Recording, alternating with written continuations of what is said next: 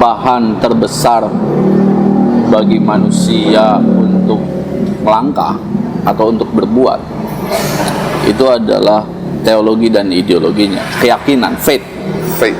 Itu ritualnya itu ritual aswaja. Yang tahlilan katanya aswaja lah gitu. Iya.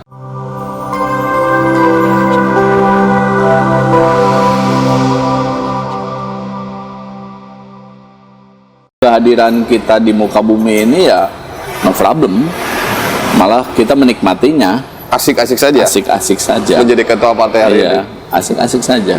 Kita diperintahkan oleh ketua umum kita, Gus Ami, yang insya Allah besok menjadi presiden di 2024 itu.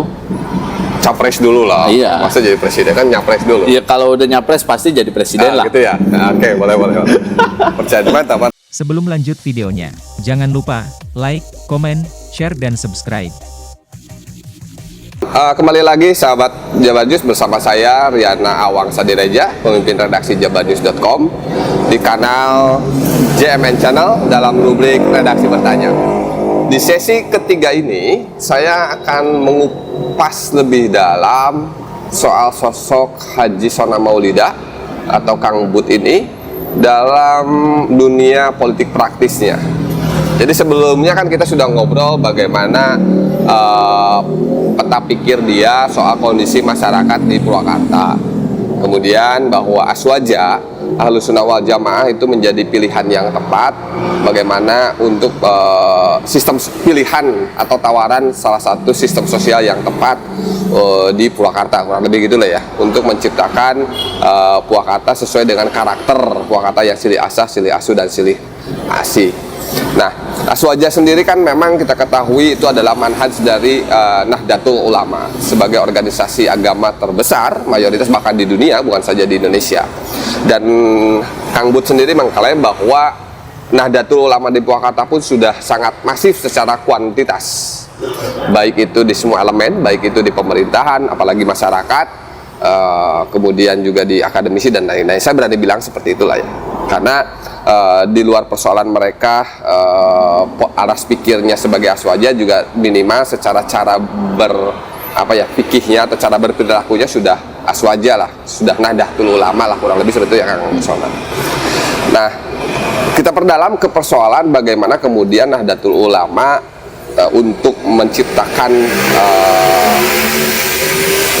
masyarakat Purwakarta yang yang sesuai dengan harapan masyarakat banyak tadi, silih asah, silih asu, dan silih asih. Tentunya kan harus diperlukan gerakan politik praktis untuk mendorong kebijakan, untuk mendorong kebijakan ya, regulasi yang dibuat oleh pemerintah, untuk mendorong semua stakeholder atau pentahelik ABCGM itu juga bersinergi gitu loh ya, menciptakan kondisi masyarakat yang silih asah, silih asu, silih asih tadi itu, bahwa Nahdlatul Ulama punya peran besar di sana. Nah, peran besar itu kan salah satunya berarti kalau mendorong kebijakan politik praktis kan, bagaimana lagi? Ya kan, itu salah satu alatnya kan politik praktis. Nah, hari ini Kang Bud kan menahkodai Partai Kebangkitan Bangsa, jadi partainya Nahdlatul Ulama gitu loh, sebagai ketua Dewan Pengurus Cabang ya, DPC Kabupaten Purwakarta, PKB Purwakarta. Sejak tahun berapa, Kang?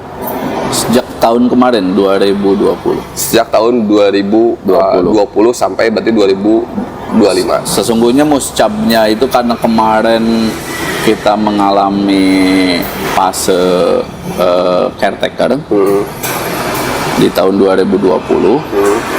Maka saya menjadi sekretaris caretaker terlebih dahulu, lalu ditunjuk menjadi ketua DPC itu bulan Februari 2021. Nah, secara genealogi politiknya, genealogi karirnya lah ya, genealogi politiknya memang mayoritas hari ini ketua PKB itu dari kader langsung dari Nahdlatul Ulama melalui PMII. Mau tidak mau Kang, ini kan sudah kita mau hitung lah. Oke, kita berhitung nih ya.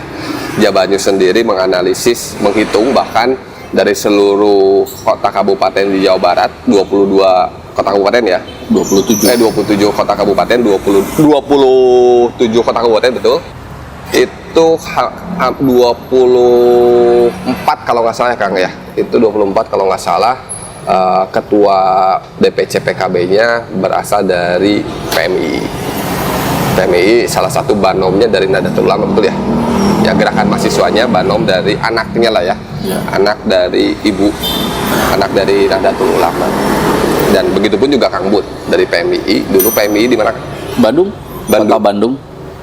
Kampus UIN ya? UIN. Universitas Islam Sunan Gunung Jati. Sunan Gunung Jati ya, UIN Sunan Gunung Jati. Tahun berapa Kang angkatan kampus? Saya angkatan 97.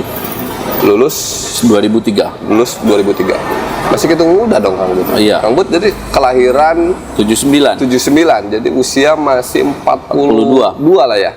42 dengan banyak perjalanan karir, baik itu di dunia profesional, di dunia organisasi, dan dunia politik hari ini juga dah ya masih sangat muda lah. Jadi ini ketua partai yang milenial gitu. Nah, tapi kan menjadi banyak tuntutan kan. Hari ini tuh selalu saja kalau bicara, wah yang muda yang bergerak hari ini, oh kalau yang muda sudah menjadi ketua A, ketua B di organisasi apa itu, tuntutannya dari masyarakat atau dari internalnya sendiri tuh wah begitu besar gitu loh. Jadi artinya mungkin saya bisa menyebutkan dengan Kang Embut ini menjadi ketua DPC PKB itu dituntut kayaknya melakukan perubahan yang besar secara internal organisasi PKB, dan secara luasnya adalah internal di Nahdlatul Ulama Kabupaten Purwakarta, dan secara luasnya adalah memperbaiki yang tadi gitulah, menjadi salah satu inisiator atau menjadi salah satu fasilitator dalam politik praktis untuk menciptakan sistem sosial yang tadi itu, yang aswaja itu gitu loh. Berat enggak sih Kang? Ya kalau misalkan dianggap sebagai tugas kehadiran kita di muka bumi ini ya no problem. Malah kita menikmatinya. Asik-asik saja? Asik-asik saja. Menjadi ketua partai hari ini? Asik-asik saja. Berapa kursi Kang? Oke lah, kalau politik saya bilangnya di Dewan dulu deh. Berapa kursi PKB? Sekarang PKB itu 6 kursi. 6 kursi? Mewakili 6 dapil.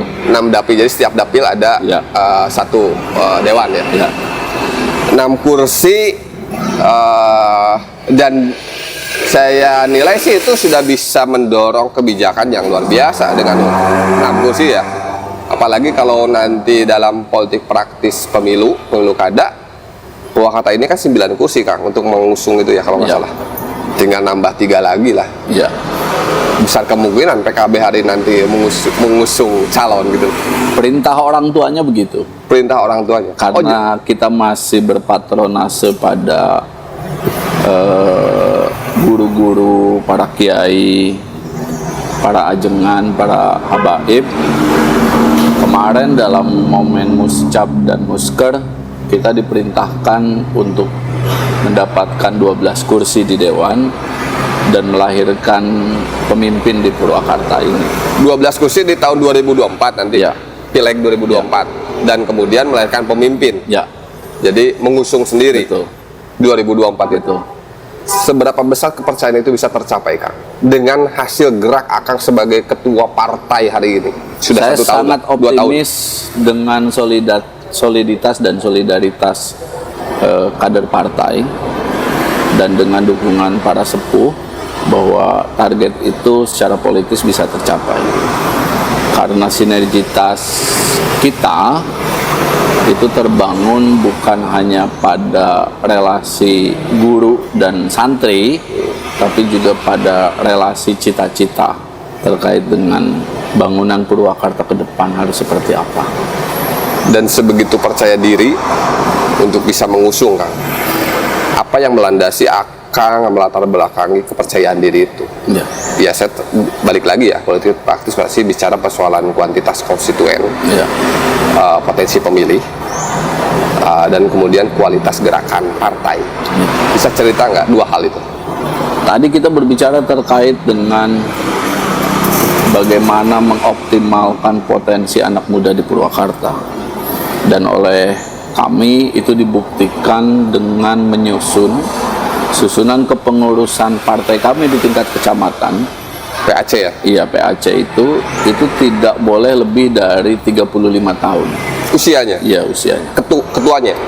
ketua dan jajaran pengurusnya. Oh, Jadi kita mengakomodir kaum muda Purwakarta untuk mengisi ruang gerak politik di tingkat kecamatannya masing-masing, sehingga kita menginventarisir dan melakukan rekrutmen bahwa pengurus tingkat kecamatan itu harus di bawah 35 tahun, ketuanya dan susunan kepengurusan yang lainnya. Betul. Itu Gitu ya. Kang, sambil ini masih sahabat Jabar News, kita masih ditemani oleh Gentong Gelis, minuman herbal Kang, ini mantap sekali, masih keren ada ini. Dan tempat Kang masih di Daud Cafe. Daud Cafe ini creative space ya Purwakarta gitu lah Kang. Tapi kita sih berharapnya banyak creative space di Purwakarta, lebih banyak lagi. ya. Dan kita terima kasih sekali sudah hadir Kang Bud, Kang Sona Maulida di sini untuk bicara persoalan salah satunya kreativitas pemuda, dan satu-satunya kemudian juga ya bagi saya Kang Bud sendiri adalah potensi pemuda yang ada di Purwakarta, aktivis gerakan yang memang punya gagasan pemikiran yang besar. Betul. Tapi sekarang mohon maaf, bagi saya terjerumus menjadi ketua partai gitu loh. Tetapi kalau menurut Kang Bud ada tugas besar dan memang memilih bahwa harokah manhaj atau apa namanya cara bergeraknya pada saat sekarang, momentum sekarang ini paling tepat adalah sudah mulai masuk pada ruang politik praktis menjadi ketua partai. Itu adalah pilihan Kang Bud. Tadi saya bilang kuantitas hari ini dengan kuantitas ya, di jumlah pemilihan konstituen dengan 6 dapil berarti sudah cukup banyak. Total berapa sih Kang pada saat pemilu pileg kemarin pemilih PKB? Pemilih PKB kemarin 2019 2019 ya? 2019 itu sekitar 68.000. 68.000 kurang lebih 8% Kang ya? Ya. Ya enggak. Dari 598 ribuan ya pemilih ya, 600 ribu lah taruh. Ya. Kalau 60 berarti 10% Kang. Ya. Oh, luar biasa itu. 60 ya 10% lah itu dan itu harus ditingkatkan menjadi 12 kursi. Apa yang akan dilakukan Kang? Kita sudah melakukan restrukturisasi.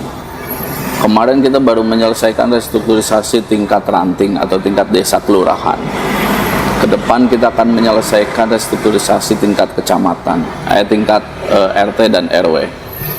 Jadi kalau misalkan di total kita akan punya kader organik itu 17.750 orang di Kabupaten Purwakarta. Bisa dibayangkan kalau berapa Kang?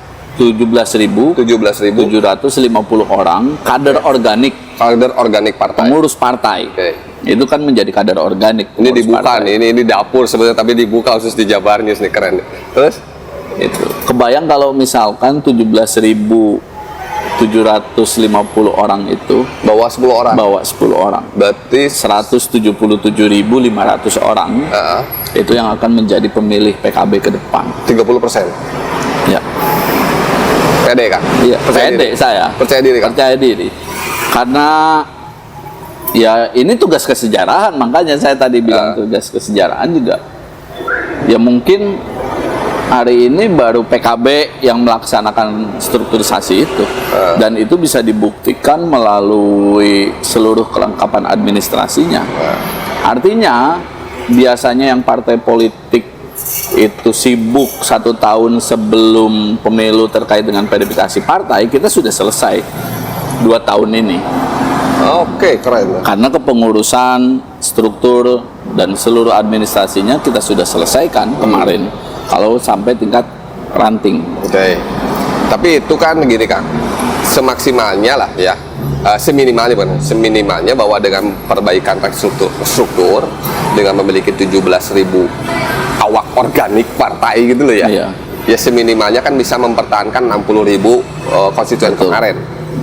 Nah, untuk meningkatkan kan tidak hanya persoalan struktur itu. Betul. Tapi apa sih yang ditawarkan oleh PKB buat pemilih baru, buat pemilih non PKB kemarin, sehingga mereka kemudian mau memilih atau ada hati ke PKB, akhirnya nanti mengindikan pilihannya terhadap PKB. Apa sih yang ditawarkan? Semangat PKB hari ini adalah semangat solidaritas dan soliditas masyarakat.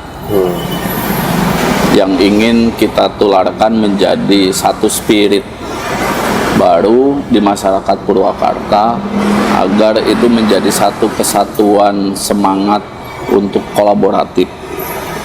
Kita tahu bahwa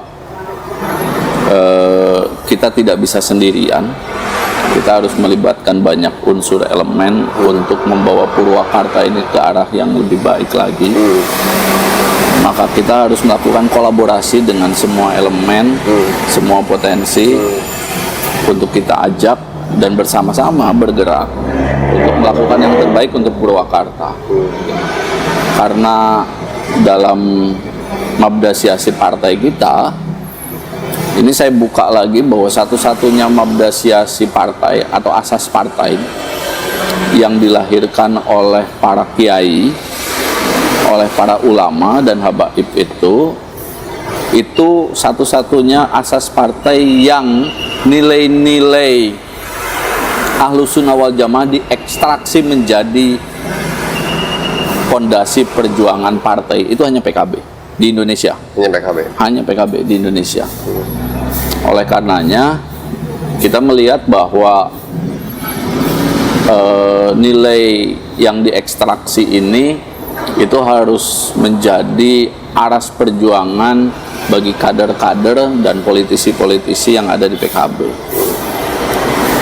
Bahwa ke depan kader-kader PKB itu memang harus menjadi kader-kader yang mumpuni dengan melakukan politik kehadiran. Ini salah satu jargon yang kita canangkan, bahwa kader politik PKB itu harus menjadi kader-kader yang hadir di setiap apapun yang terjadi di masyarakat kita, sehingga masyarakat merasakan betul adanya Partai Kebangkitan Bangsa di tengah-tengah mereka. Dari mulai kita melakukan food bank, kita melakukan fasilitasi program food bank itu ya, Iya. bagi-bagi makanan ya. ya, terus kita melakukan fasilitasi terkait dengan kondisi masyarakat yang sakit dan lain sebagainya. Terus kita fasilitasi terkait dengan renovasi rumah dan lain sebagainya. Terus kita fasilitasi terkait bagaimana melakukan desain kebijakan-kebijakan yang harus dilakukan oleh para pemegang kebijakan di tingkat lokal. Itu kita lakukan agar PKB terasa eksistensinya di tengah-tengah mereka. Agar PKB menjadi bagian integral masyarakat Purwakarta. Kita hadiri dan ikut terlibat dalam kegiatan-kegiatan keagamaan dan lain sebagainya. Begitu. Tapi kan gini kan, yang saya ketahui ya, bahwa dari atasnya itu ada misi besar, 2 misi besar katanya. Satu adalah memastikan seluruh jamiah Nahdlatul Ulama, para habaib, kiai dan lain-lain yang NU itu menjadi bagian atau masuk menjadi bagian dari PKB. Satu itu. Yang keduanya, PKB hari ini memaktubkan diri itu sebagai partainya kaum milenial. Ya. Artinya coba masuk pada ruang pemilih-pemilih baru. Betul. Atau pemilih-pemilih usia rentan pemuda, usia muda, yang memang dulu belum ke PKB gitu loh kan. Nah, 2 tujuan ini kan apa sih yang dilakukan? Jadi maksud saya lebih kerucutnya lagi gitu loh Kang. Jadi daya tariknya apa gitu loh. Ya. Contoh lah misalkan sekarang kaum milenial harus kemudian memilih PKB, bukan harus lah, kemudian bisa jatuh hati untuk kemudian memilih PKB. Yang ditawarkan konkretnya apa gitu. Tadi di sesi-sesi sebelumnya kan kita bicara persoalan sistem masyarakat pemuda gitu loh, kekhawatiran gagasan-gagasan, kegelisahan pemuda yang ada di Purwakarta dan lain-lain. Nah, itu apakah searah atau menjadi penyelarasan pikiran PKB hari ini yang dinakodai ku Akang gitu sama Akang untuk menarik konstituen dari milenial gitu loh. Apa sih PKB menjadi partai terbuka yang bisa menjadi ruang ekspresi politik kaum muda. Oke. Kaum muda harus menyadari bahwa instrumen politik dan kekuasaan di kita itu adalah pintunya adalah partai. Oke, contoh ilustrasinya begini mungkin ya. Saya coba ilustrasinya.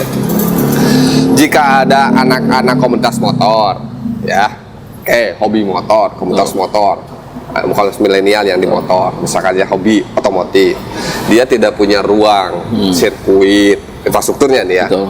Tidak ada kebijakan pemerintah untuk mendorong pembinaan prestasi untuk pemuda-pemuda yang otomotif. Betul.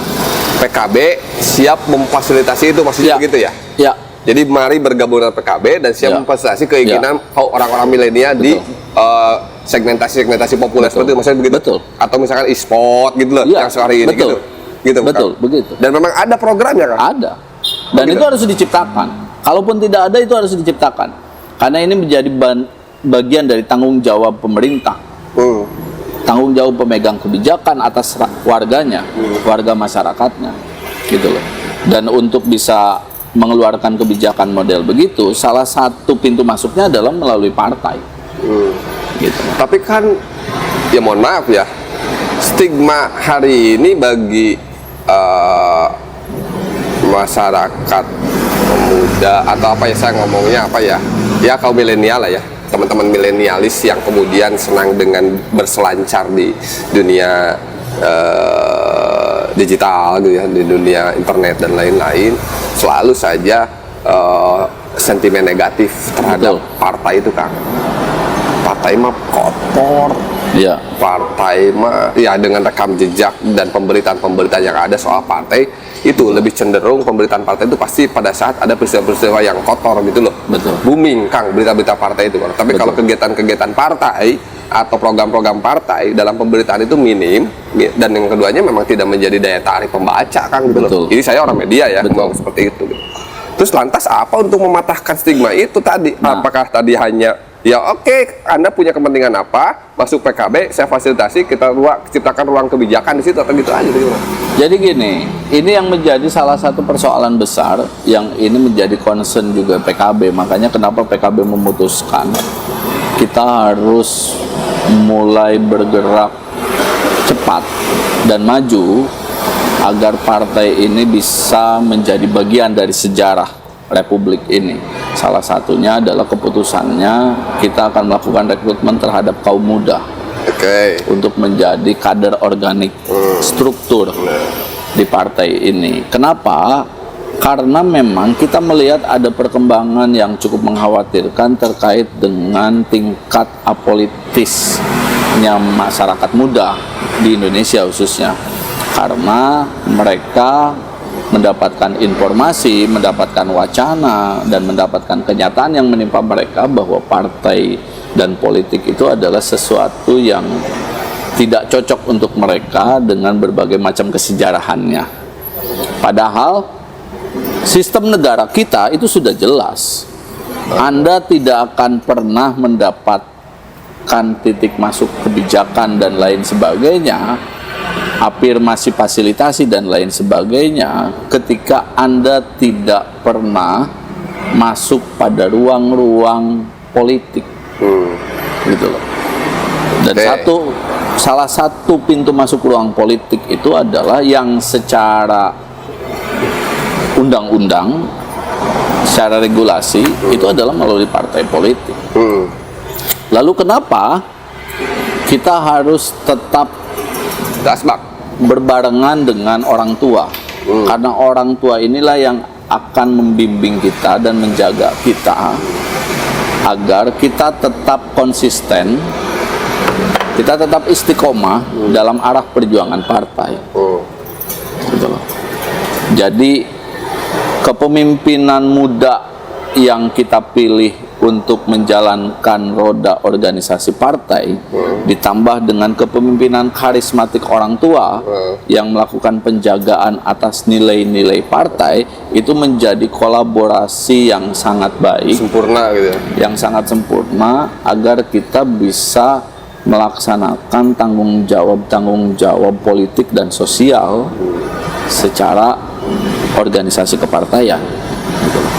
Dan kita sampai hari ini kita diperintahkan oleh Ketua Umum kita, Gus Ami, yang insya Allah besok menjadi presiden di 2024 itu, capres dulu lah. Iya. Masa jadi presiden kan nyapres dulu. Ya kalau udah nyapres pasti jadi presiden lah. Gitu ya. Nah, oke, boleh. Percaya mantap terus. Iya.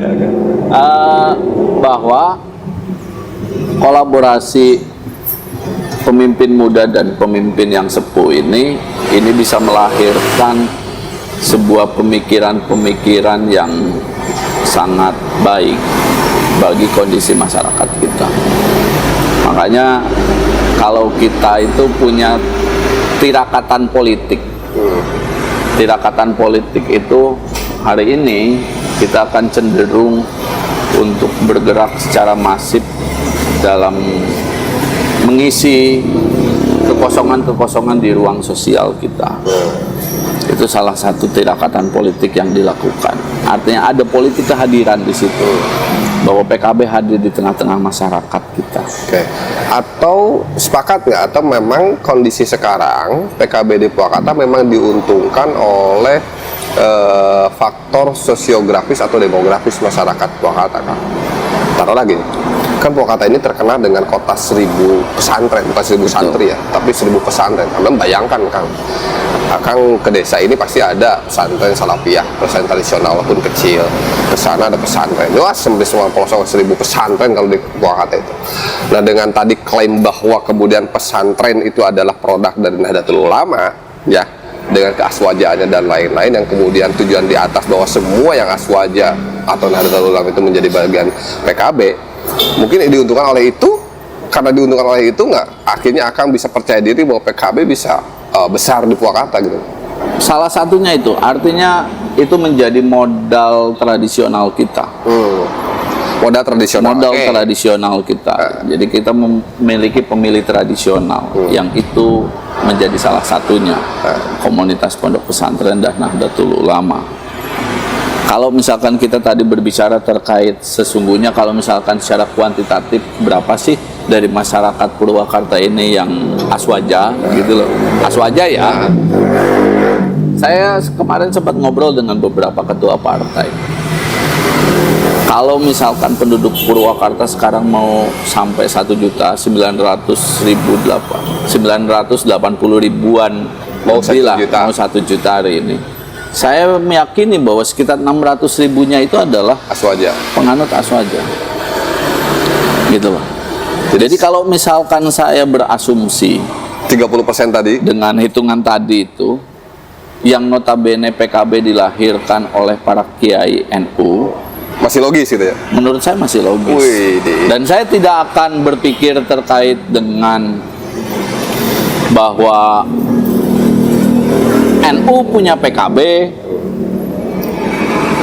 terus jamaahnya juga punya PKB, enggak. Gitu loh. Semua masyarakat punya hak pilihnya masing-masing. Tapi bahwa ada hak ideologis, ada hak politik yang dimiliki oleh PKB terhadap NU, itu yang harus dipahami oleh semuanya. Itu modal Tradisional. Modal modernitasnya, Kang.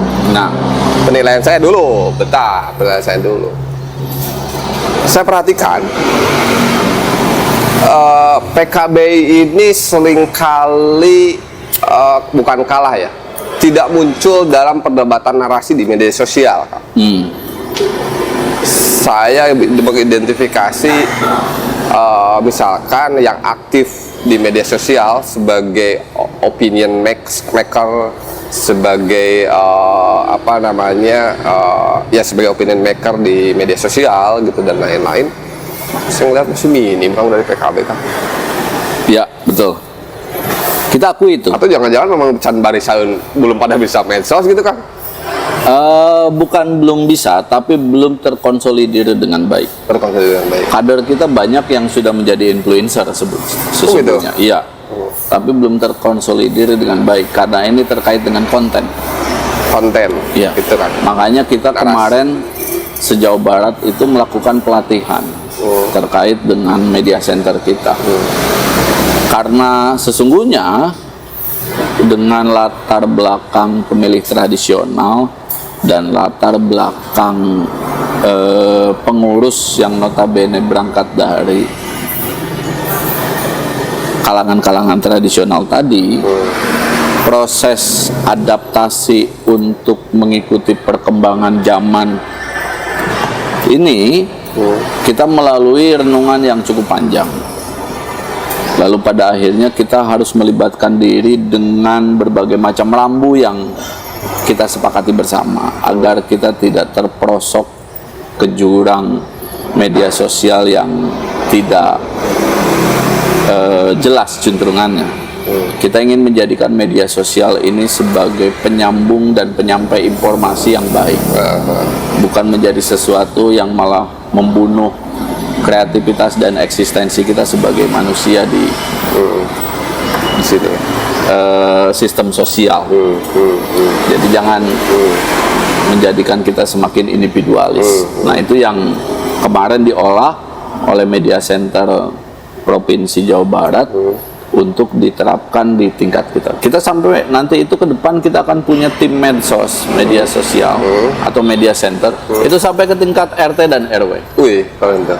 Dari 17 kader itu kita akan, dari 17.000 itu kita akan sisipkan satu yang khusus ngurusin itu. Jadi cyber troopersnya udah Iya, disiapin gitu cyber ya? troopnya udah. Jadi serangan udara dan serangan daratnya kita udah siapin. Oke, Kang. Lantas, jika kemudian PKB dengan tujuannya ke depan bisa tercapai, nilai kuantitas konstituen dulu deh. Memang kan politik praktis pasti persoalan kekuasaan kan? Betul. Apa sih yang diharapkan kan? Merebut kekuasaan kah? Mohon maaf ya. Atau kemudian PKB tidak bisa pada tataran merebutnya atau kekuasaannya, tapi pada saat bagaimana proses kekuasaannya atau gimana Kang itu? Jadi gini, politik kekuasaan itu adalah ruang bagi kita untuk memberikan kiprah yang terbaik bagi kehadiran kita di alam semesta ini. Jadi PKB bercita-cita bahwa melalui kekuasaan kita akan mengafirmasi dan mengakomodasi dan memfasilitasi kepentingan-kepentingan masyarakat untuk meningkatkan taraf hidupnya dengan lebih baik. Gitu. Untuk meningkatkan taraf hidupnya dengan tanpa meninggalkan asas-asas atau dasar-dasar kebertuhanan dan ajaran-ajaran mulia, nilai-nilai mulia yang sudah ditanamkan oleh orang tua kita. Makanya ke depan yang akan menentukan secara signifikan siapa nanti yang akan jadi anggota dewan, siapa yang akan jadi pemimpin bupati atau dicalonkan bupati atau wakil bupati itu ke depan itu hasil urung rembuk para sepuh. Dan kita melaksanakan titah para sepuh. Bukan hasil daripada obrolan-obrolan sedikit orang, atau bukan hasil hanya pada hasil survei popularitas, ya, survei elektabilitas begitu. Ya, betul. Tapi kan itu harus dibangun, Kang. Oh iya, bahwa kalkulasi politik dan teknokrasi politik itu tetap diperlukan sebagai bagian dari referensi, itu masih kita pakai. Tapi bahwa keputusan yang sesungguhnya ini karena tradisi kita, tradisi orang tua dan nilai yang sudah ditanamkan ke kita, itu ada di orang tua kita. Jadi sampai saat ini belum muncul sosok siapa yang akan diusung gitu? Belum, karena orang tua belum memutuskan itu. Oh gitu ya? Ya. Tetapi perangkat disiapkan? Perangkatnya sudah disiapkan. Sistem disiapkan? Sistemnya disiapkan. Dan sepercaya diri ya PKB Ya. Purwakarta hari ini di bawah Kang Bud gitu Ya. 12 kursi, Kang? Itu amanat orang tua kita. Oke. Konklusi, Kang, penutup. Ya. Apa yang akan dilakukan dalam 3 tahun terakhir sampai pemilu kada dan pileg 2024? Nah, kita masih menunggu aturan KPU, peraturan KPU soal penyelenggaraan waktu dan sistem penyelenggaraan pemilihan. Dalam 3 tahun ini, apa yang akan dihadirkan oleh Akang sebagai nahkoda Partai Kebangkitan Bangsa PKB Purwakarta dalam 3 tahun ini yang lebih konkret untuk tadi, Kang, mendapatkan sekurang-kurangnya 30% sekitar 170.000 pemilih masyarakat. Yang pertama di sisi internal kita akan melakukan restrukturisasi dan perbaikan di sana sini terkait dengan soliditas dan solidaritas internal itu ya. yang akan kita kembangkan itu, nilai-nilai itu dan semangat itu sampai di kalangan basis dan eksternal kita. Yang keduanya, kita hari ini melakukan tirakatan politik, salah satunya adalah politik kehadiran. Ini terkait dengan relasi partai dan konstituen dan masyarakat, bahwa PKB berusaha untuk hadir dalam setiap hal yang ada di masyarakat, urusan-urusan sosial masyarakat, dan menjadi bagian daripada itu, sehingga ada persoalan internalisasi dari aspirasi masyarakat yang harus terafirmasi di tingkat kelembagaan legislatif yang hari ini kita sudah punya 6. PKB hari ini akan melakukan, fraksi PKB akan melakukan 3 fungsi kedudukan dewan yang maksimal, dari mulai pengawasan, budgeting, dan regulasi, itu yang sangat maksimal. Kita akan melakukan berbagai macam hal, terutama terkait dengan tata kelola pemerintahan daerah yang hari ini harus banyak diperbaiki. Karena itu yang menjadi apatis masyarakat, Kang. Mohon maaf nih ya. Jadi bagaimana penyelenggaraan negara melalui legislatif, masyarakat apatis, Kang. Ya. Dan itu Saya akan menyadari itu. PKB. Saya menyadari itu. Menyadari. Dan Saya itu akan menyadari diperbaiki, itu. Kang. Makanya kita harus memperbaiki itu. Salah satunya adalah memposisikan dewan sebagai rumah bagi semua elemen masyarakat. Dan kami terbuka, fraksi PKB terbuka dari mulai ketika saya menjabat sebagai ketua DPC untuk menerima aspirasi dan akan mengafirmasi itu sebagai bagian dari tugas-tugas kelembagaan dewan kita. Jadi PKB hari ini muncul dengan gagasan baru, ya, sistem yang baru mungkin ya, dan tawaran-tawaran program yang baru supaya dengan capaian tadi ya, bukan supaya, tapi dengan capaian pemilih bisa mencapai 170.000 dan menjadi partai paling nomor 1 berarti ya, di Purwakarta. Itu menurut Kang Bud dan sebagai ketua PKB Purwakarta. Tentunya masyarakat bisa menilai sendiri dan kita bisa tunggu ya Kang ya, saksikan atau mungkin bisa ikut serta 3 tahun ke depan bagaimana gerakan yang dilakukan oleh PKB. Ya, Kang Bud, terima kasih. Oke, thank you. Turun pisan. Ini obrolan yang luar biasa. Redaksi bertanya bersama saya Riana Awangsa Direza bisa menghadirkan Kang Haji Sona Maulida, Kang Bud, di dalam program obrolan mengupas tuntas pemikiran, gagasan Kang Bud dan juga bagaimana Kang Bud sebagai ketua partai PKB. Terima kasih saya aturkan juga buat Gentong Gelis yang bisa mensupport kita dan Daud Cafe Creative Space ya, dimana di sini selalu ada ruang-ruang diskusi Kang.